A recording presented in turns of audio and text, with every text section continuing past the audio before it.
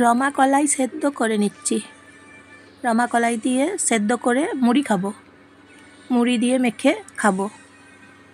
রমা কলাই, কাঁচা লঙ্কা, তারপর কাঁচা পেঁয়াজ, মূলো দিচ্ছি, মূলো দিয়ে সেদ্ধ করব।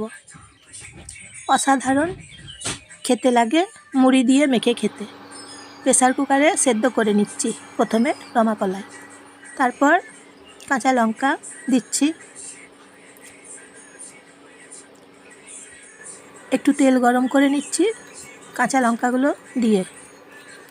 পুরোনো দিনের রান্না রমা কলাই সেদ্ধ, মুড়ি মেখে খাবো। খালি শুধু খাওয়া যায়। তারপর এই যে রমা কলাই সেদ্ধ করেছি, একদম নরম হয়ে গেছে সেদ্ধ। সামান্য তেলে রমা কলাই ছেড়ে দিলাম, নুন দিলাম। অপূর্ব খেতে হয় জানেন তো, রমা কলাই সেদ্ধ মুড়ি। জয়ার রান্নাঘর থেকে নমস্কার নেবেন এবং ভালোবাসা নেবেন। ভিডিওটা দেখার জন্য অসংখ্য ধন্যবাদ। তারপর কমেন্ট করে জানাবেন আর সবাইকে শেয়ার করে দেবেন, বন্ধুগুলোকে শেয়ার করে দেবেন। আর কমেন্ট করে জানাবেন আর সাবস্ক্রাইব করবেন। ততক্ষণ সুস্থ থাকবেন, ভালো থাকবেন।